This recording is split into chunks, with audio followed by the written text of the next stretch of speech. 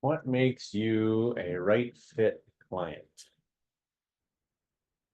These are the questions I ask every parent when we do our phone consult. Try to really explore what their player's about, where their player's been with their experience, good and bad, what they're struggling with right now, what they need, what their future aspirations are, what their short-term goals are, what their dangers and their opportunities and strengths are, so we can get kind of a 360 view of where the player's at and what they need before we hit the court. So the first question is, what is the main motivation for seeking training? Now, most parents will start out with, I just want information about the program. I just want to know the price and the dates and when it starts.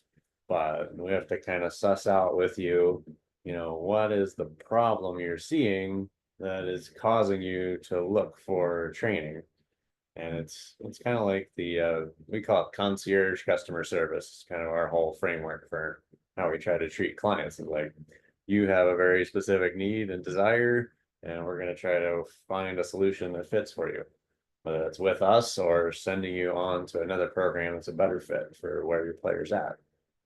And what most parents want to find is like a cookie cutter solution. A lot of them is, summer camp right now is a very popular thing. Like, my kid sucks at basketball. Let's stick him in a camp somewhere for a week and hope that that fire hose of information in 72 hours is going to give them everything they need to become a better player. And in my experience, it's really not the case. Both the cookie cutter and the camp are just two approaches that don't really work in my experience. And so we're trying to dig into what is the main motivation. So I often phrase it as, if you boil everything down that's going on, you're seeing from your player right now, what's the one thing that needs to change? And, usually it's related to either confidence or it's a specific skill. They just can't score a basket to save their life. And so until we solve that problem, like, they really can't keep playing on teams when they can't make a basket. And, their teammates are stopping passing them the ball because they're never making a basket when they shoot it. Or, they're just frozen up, lack of confidence. They're uncertain and dealing with anxiety. Like, it can be a lot of different things, but most commonly it's like in the realm of confidence or lack of confidence or a really specific skill that's just, a critical crisis point for them. The next question is, what has your player's basketball experience been so far? And so we'll have everything from never played on a team, just shot around the driveway and wants to start playing this year in, sixth, seventh, eighth grade, all the way to, he's a high school freshman on 3 AAU teams and trying out for the JV team this fall and just wants to get more playing time. Like, he wants to be a better player, have a better experience than he did in his freshman season, everywhere in between. The next question I really like is, what is their biggest aspiration for playing basketball? And, this can vary widely as well, depending on the age of the player and their experience, and also, what that aspiration really means to them. So, 10-year-olds will say, I'm going to be the next Jason Tatum. And, by 13, 14, it's usually, well, I might want to play college, but I'm not sure. I'm like looking at this big threshold of, can I get to high school basketball first? And so, reality starts to calibrate. And some players keep the aspiration really high, really deep into high school. Like, I really want to play college basketball. And so I just use that as a context framework of connecting. Okay, if you're going to be the next Jason Tatum, 10 years from now, what do we have to start doing today? And how are we going to have a different conversation then? You just want to be able to play out in the park with your friends, or I want to be able to play, as a social aspect, which is often the case for some girls. How high competition aspiration do you have, and how are we going to talk to you differently and treat you differently based on that? And then the next follow up is, what's the short term goal? Like, given you're going to play college basketball, 8 years from now, where are we trying to get to? Like, did we play on our seventh grade middle school team last year and we're just trying to make it to start on the eighth grade team? So then, a year from now, a year and a half from now, make it on the freshman team or higher in our first year of high school. So what is that next level threshold that they're really striving toward? And then that brings us to what's the biggest gap you see. So as a parent, you often notice, maybe you go watch your local high school games or even your eighth grade team if your player is on their seventh grade team right now, and you notice the difference, between your player, like if tryouts were tomorrow for that next level team that they're striving toward, what's missing? What's the biggest gap?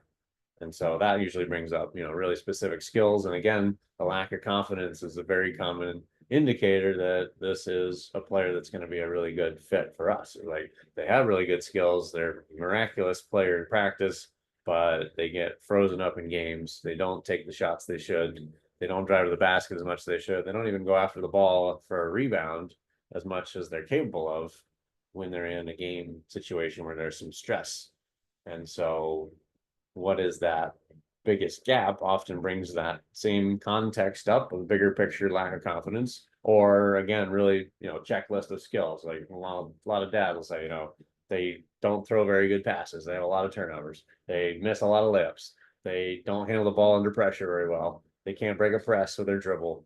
And their shot, again, is very common, top of the list skill. Like they can't make a shot to save their life, or maybe it's on the defensive side. They're maybe not a great athlete. They're getting blown by all the time on defense, and they're a liability to their team, so they're not getting playing time. Like there's usually this is like checklist. Like these are things we need to fix in order to hit that next level. And then the last three questions are kind of the most important to me. The first one is what's the danger? So I frame it as what's the worst case scenario if they kind of stay status quo. If they stay on the current trajectory, like maybe they were a ninth man on their seventh grade team, if they repeat that in eighth grade, is it, I'm still learning and progressing, this is okay? Or is it, this is not that fun. I'm doing all the work and none of the playing time. I'm going to quit basketball is kind of the biggest danger. And then, kind of connecting with the emotion of that. If you get cut from your eighth grade team and you're not playing anymore and all your buddies are playing basketball, like that's a big part of your identity as a person, then that's a pretty big danger. So transforming that to the positive side could be really valuable to you. And that's something we want to connect with. And then the flip side is the opportunity. So what's the best case scenario if they're able to become confident, they're able to, address each of these skill issues and have confidence in their skill set and like playing at their best, like what does that look like? And then it's often, the contrast there. The danger was I'm cut from the team, I hate my life, I quit at playing basketball ever again. And the opportunity is if I could just fix these three things on my skill set and become confident in it, then I'm a starter on my eighth grade team. I'm probably a starter for my freshman team or even playing JV basketball in high school. And, I'm off and running to whatever that big aspiration was, whether it's just to play varsity high school someday, which is, I think, a great baseline for everybody. Like, I think you're capable of getting there. If you're any kind of player in seventh grade, we can get you there. But a lot of players, aspire to bigger and better things beyond high school.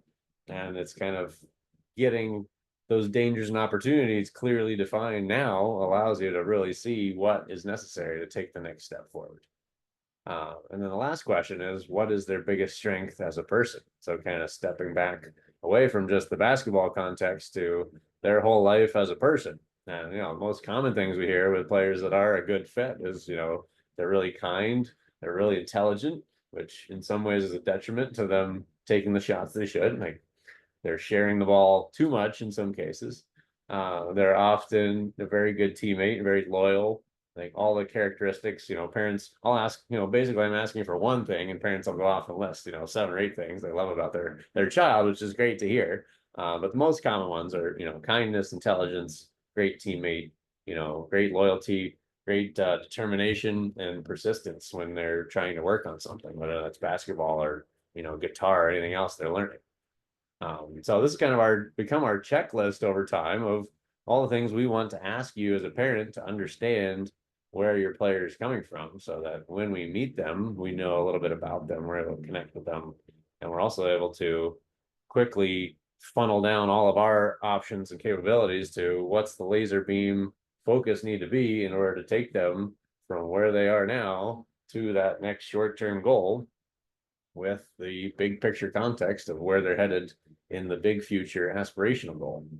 And I really enjoy this process. I've done hundreds of these calls now with parents, and I really enjoy seeing the nuanced differences as well as the similarities over time. There's a lot of patterns where players in this age group have this set of problems and they need, help in this certain way. And that's really where we've established ourselves as the specialist in that niche. It's seventh graders that want to play high school varsity basketball. We're changing their trajectory from I am just barely feeling like I'm going to squeak past and make it on my freshman team to I'm definitely going to play varsity basketball. Might even play a JV or varsity in my freshman year because I'm thinking 2 years ahead in the preparation process. And that's where we do our best work and have the most fun. So that's it. See you on the court soon.